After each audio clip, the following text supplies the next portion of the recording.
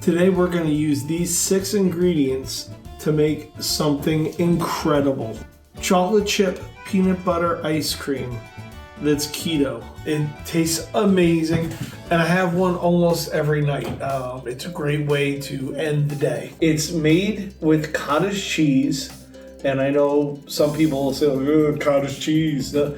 You don't taste cottage cheese. I actually don't mind the taste of cottage cheese, but I know people that don't like it. This ends up being super creamy, super like gelato.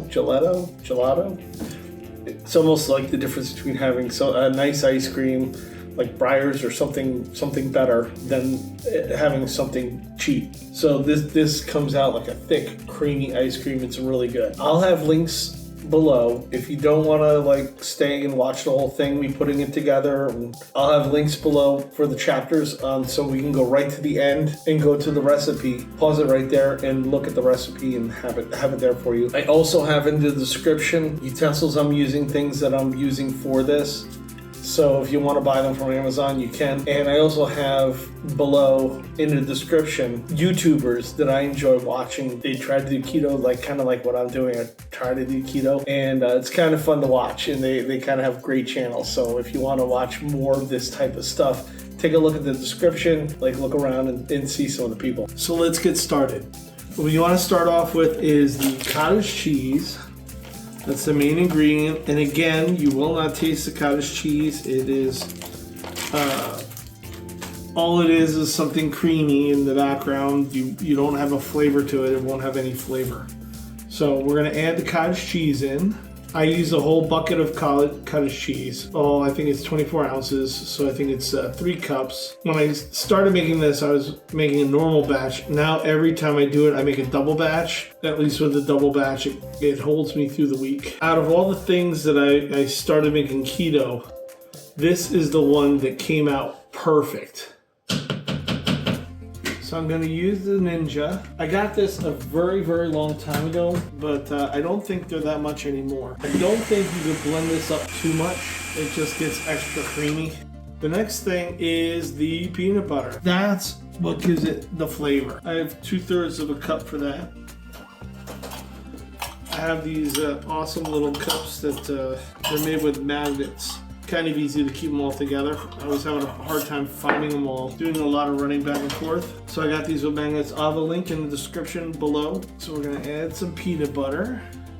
Again, this is what gives it the flavor. So I have MS, and I started gaining weight because I can't exercise or work out or do anything that's cardio or anything like that. So slowly but surely I gained weight, and what happened was eventually I went to the doctor and she said I'm pre-diabetic. I'm like, oh, that's okay, and I've been healthy all my life. So that kind of freaked me out because you hear all kinds of stories about people losing a foot, having all kinds of problems. With MS, I have enough problems. I don't need any other mobility issues. So it scared me.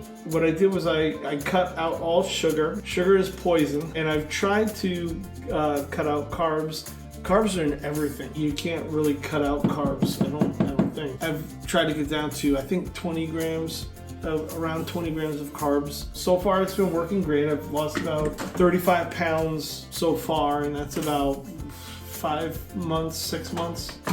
So I'm not in a rush, I'm doing it as I do it, and we'll see. So let me blend this up again.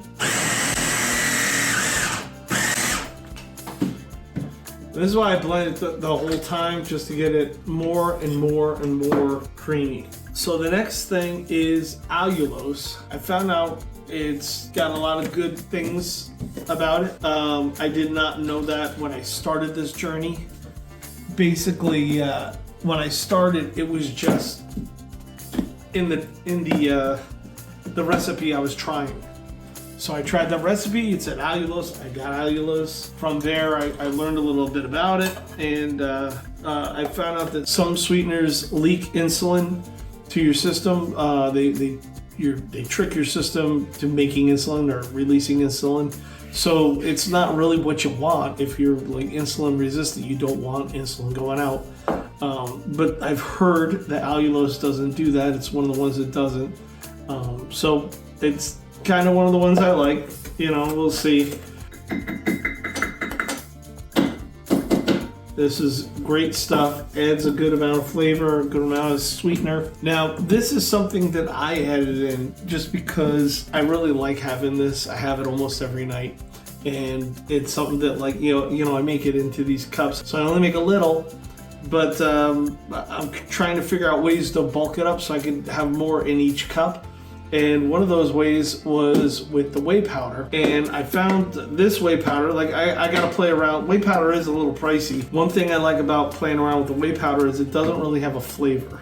So basically it just adds kind of like a girth. So it doesn't really seem, it adds protein, but it doesn't seem, I don't know if it adds anything else. Like, I don't think it has any nutritional value, but it might, I don't know. But the reason I'm adding it is just because I want bulk. This is a really great dessert and I want more.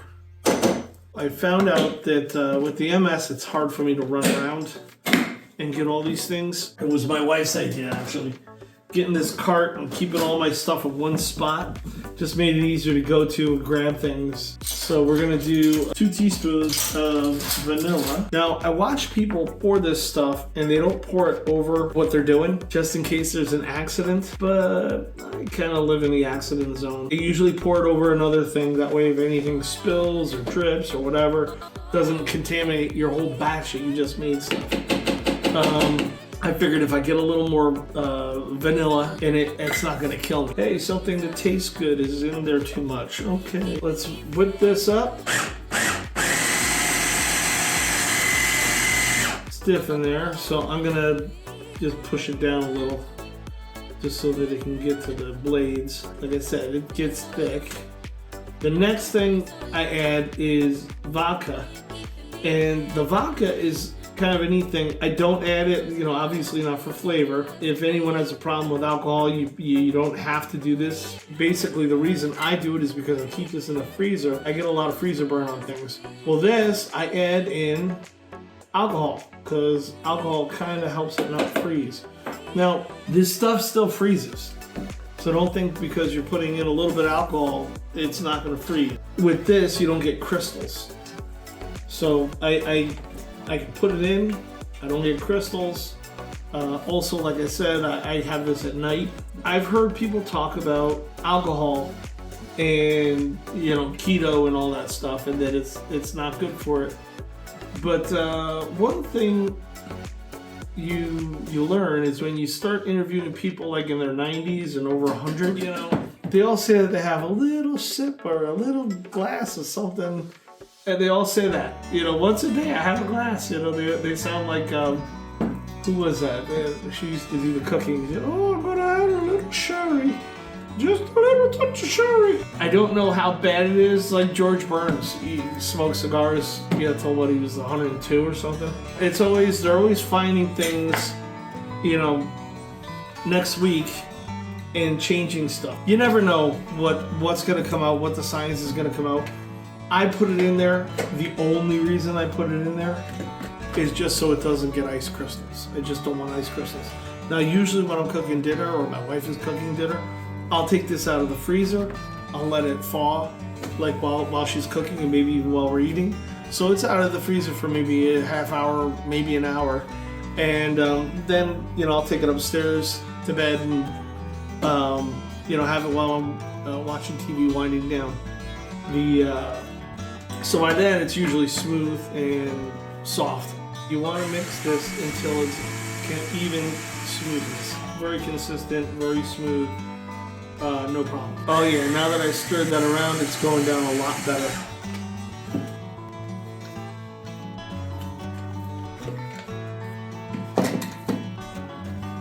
And I add chocolate chips to this. They're sugar-free chocolate chips. So far, I think they're the cheapest ones I can find. They're still crazy pricey. So if you guys know of a cheaper one, I get them at Walmart, and you know a cheaper one, let me know. Put it in the comments, because I'll get the cheaper ones. It's not like you're tasting, you know, the peanut butter flavor in this kind of overwhelms everything. So, you know, you're getting a little bit of chocolate chip. I also started putting peanuts in this, not so much for the flavor or the taste, because the peanut butter gives a good flavor, but I kind of like the crunch. It's kind of nice having more girth. So you make it a little chunky, you add a little more to it, and it's kind of nice having that girth. So we're gonna do a 1/4 cup of the chocolate chips in here. I'm gonna add a 1/2 cup of the peanuts, just because I kind of like having more girth. So I'm gonna add a 1/2 cup. And again, if I spill a little, oh well. We make 8 things out of this, so we're not making a lot. So these containers, I got them on Amazon, I'll have the link below. They're the perfect size, and the part of this that I never liked, scooping this out and doing it evenly. I started doing it with a tablespoon each one, and then going to the next one, and then going to the next one, and then going to the next one. So my wife had the great idea of pouring it into these, like, you know, marking how high they come up and then pouring it. And I'm like, it's a little too thick to pour. I don't think it'll pour. I'll do like 1/4 cup at a time, and we'll just see if that works. If someone comes up with a better way to scoop these out so that it's an even thing, I would love to do that. This seems to be working okay though. Taking the 1/4 cup that I used and scooping it out. So it looks like each one of these might take 2 1/4 cups, which is kind of neat. I didn't know they would fit, but yeah, doing it one tablespoon at a time, or yeah, that was daunting. It was just, talk about time consuming and wasting time. Whenever my wife bakes anything, or when I used to eat sugar, and I would get the lick, the bowls and the beaters and everything like that. So once the camera's off, I'm going to town. So now we close them all up. And again, the first day is awesome because they don't freeze fully.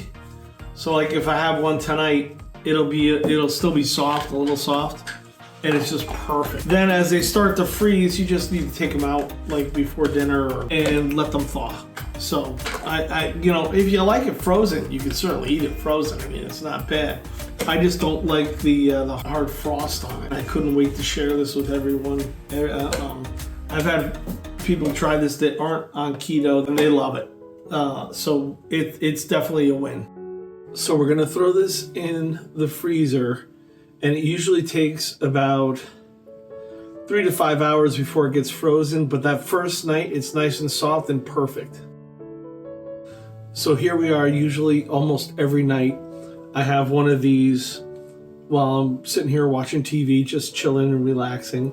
And it's amazing. It's so creamy and smooth and decadent and wonderful. I even bought a special little spoon so that it would take me longer to taste it, to eat it. So I've had it thawing during dinner. So you can see it's still a little frozen, but it's not super hard. It's so perfect. So if you've enjoyed this video, go ahead and like it. I love seeing more likes. And if you have anything to comment on, I would love to hear from you. So far, people have had really good ideas commenting.